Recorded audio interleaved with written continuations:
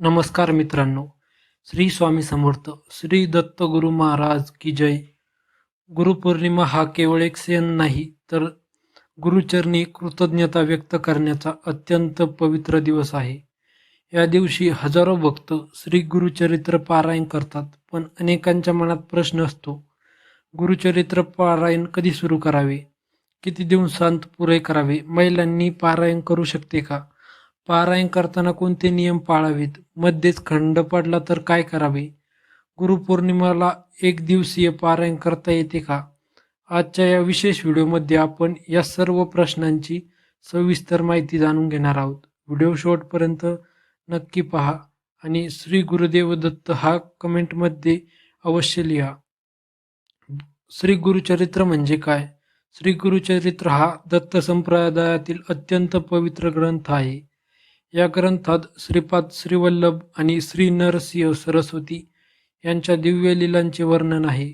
अनेक भक्त सांगतात की श्रद्धा, संयम आणि भक्तीने केलेले गुरुचरित्र पारायण मनशांती, आध्यात्मिक उन्नती आणि आत्मविश्वास वाढवण्यास प्रेरणा देते.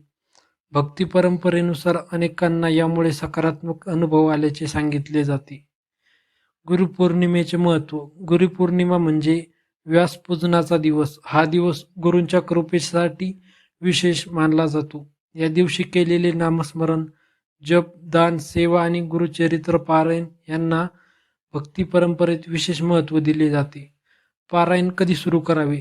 सर्वात शुभ काळ गुरुपौर्णिमेच्या 7 दिवस आधी, 3 दिवस आधी किंवा गुरुपौर्णिमेच्या दिवशी. अनेक भक्त 7 दिवसांत संपूर्ण ग्रंथ वाचतात. काही जण 3 दिवसांत पूर्ण करतात, तर काही भक्त एका दिवसात अखंड पारायण करतात. आपल्या वेळेनुसार आणि क्षमतेनुसार पारायण करता येते.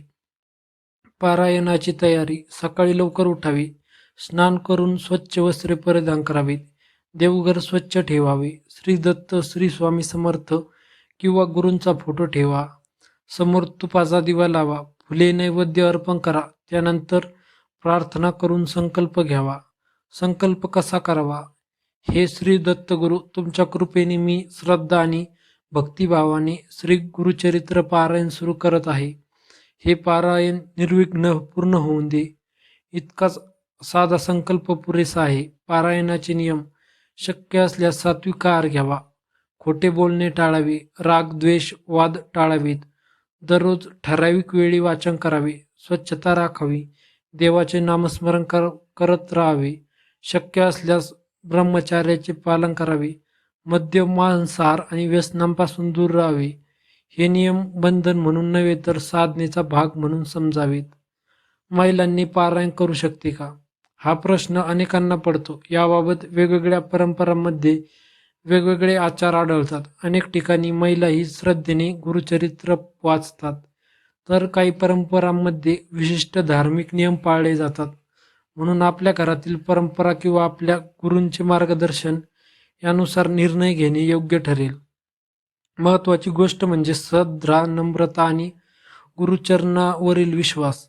मध्ये खंड पडला तर, कधी अचानक प्रवास, आजार किंवा इतर कारणामुळे वाचन थांबले तर घाबरू नका. पुन्हा स्नान करून प्रार्थना करा आणि जिथे थांबले होते तिथून पुढे सुरू करा.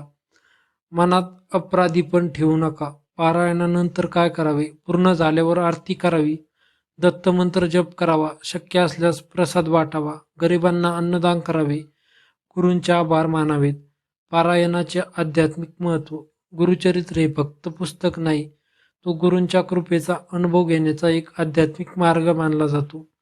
नियमित वाचनामुळे मन शांत राहण्यास मदत होते, भक्ती दृढ होते, संयम वाढतो, आत्मविश्वास वाढतो, जीवनाकडे सकारात्मक दृष्टी मिळण्यास प्रेरणा मिळते.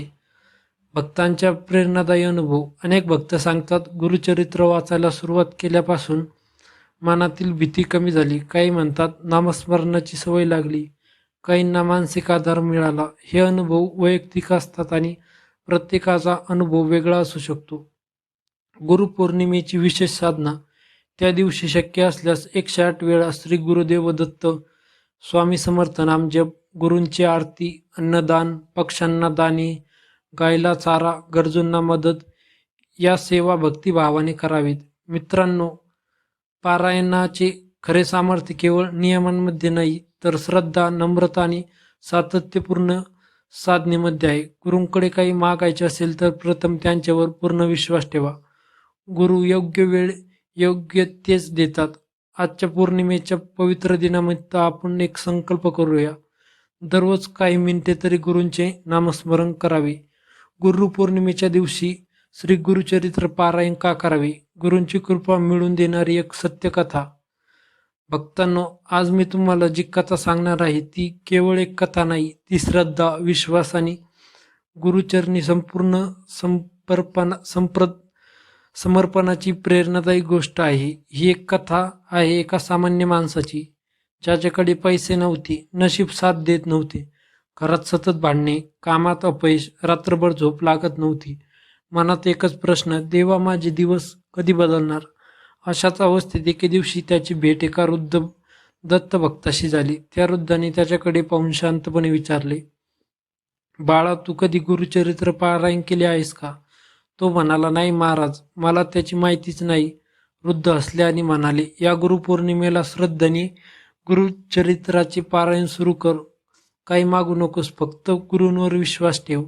त्याने विचारले, खरंच माझे आयुष्य बदलेल का? वृद्ध म्हणाले, गुरूंची कृपा कशी आणि कधी मिळेल हे आपण ठरवत नाही, पण श्रद्धेने केलेली साधना माणसाच्या मनात, विचारांत आणि जीवनाकडे पाहण्याच्या दृष्टीत सकारात्मक बदल घडवू शकते. ही वाक्य त्याच्या मनाला भिडली. गुरुपौर्णिमेच्या पहाटे त्याने स्नान केले, घर स्वच्छ केले, दत्तगुरूंचा फोटो ठेवला, तुपाचा दिवा लावला आणि प्रथमच हातात श्री गुरुचरित्र घेतले. पहिले काही अध्याय वाचताना त्याला अनेक शब्द समजले नाहीत, पण तो थांबला नाही. दररोज थोडे थोडे वाचत राहिला. हळूहळू त्याच्या मनातील अस्वस्थता कमी होऊ लागली, राग कमी झाला, नामस्मरणाची आवड निर्माण झाली. घरातील वातावरणही शांत होऊ लागले.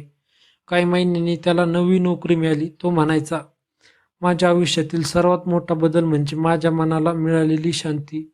हा बदल गुरूंच्या कृपेचे फळ आहेत. प्रत्येक भक्ताचा अनुभव वेगळा असतो.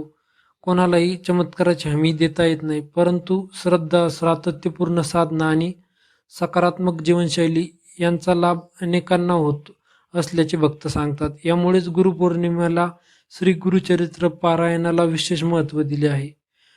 पुढील भागात आपण जाणून घेऊ गुरुचरणातील काही प्रेरणादायी प्रसंग, पारायणातील अध्यात्माचे महत्त्व आणि गुरुपौर्णिमेच्या दिवशी कोणती विशेष सेवा करावी.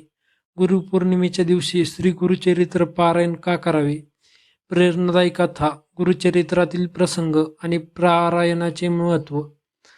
मित्रांनो, पहिल्या भागात आपण एका सामान्य भक्ताची कथा ऐकली. श्रद्धेने आणि सातत्याने केलेल्या श्री गुरुचरित्र पारायणामुळे त्याच्या मनात बदल कसे घडून आले हे आपण पाहिले. आता आपण गुरुचरित्रातील काही प्रेरणादायी प्रसंगाकडे वळू. गुरु म्हणजे कोण? आपल्याला अंधारातून प्रकाशाकडे नेणारा तो गुरु, अज्ञानाकडून ज्ञानाकडे नेणारा तो गुरु, निराशेतून आशेकडे नेणारा तो गुरु. गुरुचरित्र आपल्याला शिकवते की गुरु म्हणजे केवळ देह नाही, गुरु म्हणजे तत्व, मार्गदर्शन आणि आत्मविश्वास जागवणारी शक्ती. श्रीपाद श्रीवल्लभांचा संदेश. गुरुचरित्रात श्रीपाद श्रीवल्लभांचे अनेक प्रसंग वर्णित आहेत. त्यांनी प्रत्येकाला एकच संदेश दिला, श्रद्धा आणि सबुरी ठेवा. कठीण काळात घाबरू नका, अडचणी आल्या म्हणून श्रद्धा सोडू नका, संकटे ही कायमची नसतात. श्री नरसिंह सरस्वतींचे जीवन. श्री नरसिंह सरस्वतींनी लोकांना धर्म, सदाचार, सत्यसेवा आणि नामस्मरणाचा मार्ग दाखवला. त्यांनी लोकांना भीती नव्हे तर धैर्य दिले, द्वेष नव्हे तर प्रेम शिकवले, अहंकार नव्हे तर नम्रता शिकवली. याच कारणामुळे गुरुचरित्र आजही लाखो भक्तांच्या जीवनात प्रेरणेचा स्रोत आहे. पारायण करताना मनाची तयारी. अनेक जण विचारतात, माझ्याकडून नियम पाळले नाहीत तर? लक्षात ठेवा, गुरूंना दिखावा नको असतो, त्यांना तुमचे निर्मळ मन हवे असते. जर तुमचे मन प्रामाणिक असेल तर प्रत्येक शब्द ही प्रार्थना बनतो. गुरुपौर्णिमेच्या दिवशी करावयाच्या सेवा. त्या दिवशी शक्य असल्यास श्री गुरुदेव दत्त मंत्राचा जप करा. गुरूंच्या प्रतिमेसमोर दीप लावा. घरातील वडीलधाऱ्यांचा आशीर्वाद घ्या. गरजूंना अन्नदान किंवा मदत करा. पक्ष्यांना दाणे आणि जनावरांना चारा द्या. राग, मत्सर आणि कटुता दूर ठेवण्याचा संकल्प करा. श्रद्धेची खरी परीक्षा भक्ता हो. अनेकदा आपण देवाकडे जातो तेव्हा आपल्या मनात फक्त मागण्या असतात, पण गुरुचरित्र शिकवते सेवा करा, साधना करा आणि योग्य वेळेवर विश्वास ठेवा. कारण प्रत्येक गोष्ट आपल्याला इच्छेनुसार नाही तर योग्य वेळेनुसार घडत असते. एका वृद्ध भक्ताचा अनुभव. एक वृद्ध दत्त भक्त रोज फक्त 10 मिनिट गुरुचरित्र वाचत असे. कोणी विचारले, यातून तुम्हाला काय मिळाले? ते हसून म्हणाले, पूर्वी मी प्रत्येक गोष्टीवर रागवायचो. आता प्रत्येक प्रसंगातून शिकण्याचा प्रयत्न करतो. हीच माझ्यासाठी गुरूंची कृपा आहे. हा अनुभव आपल्याला सांगतो की खरा चमत्कार बाहेर घडण्यापूर्वी मनात घडतो. गुरुपौर्णिमेचा संकल्प. आज आपण सर्वांनी एक छोटा संकल्प करूया. दररोज किमान 5 मिनिटे नामस्मरण करायचे. आठवड्यातून एकदा गुरुचरित्राचे काही अध्याय वाचायचे आणि प्रत्येकाशी प्रेमाने वागण्याचा प्रयत्न करायचा. याच साध्या गोष्टी आपल्या जीवनात मोठा सकारात्मक बदल घडवू शकतात. पुढील भागात आपण जाणून घेणार आहोत श्री गुरुचरित्र पारायणाचे 7 दिवसांचे संपूर्ण नियोजन. कोणत्या दिवशी कोणते अध्याय वाचावेत, पारायण पूर्ण झाल्यावर उद्यापन कसे करावे, गुरूंची कृपा अनुभवण्यासाठी भक्तांनी कोणत्या गोष्टी लक्षात ठेवाव्यात. म्हणून पुढील भाग नक्की पहा आणि कमेंटमध्ये लिहा. श्री गुरुदेव दत्त.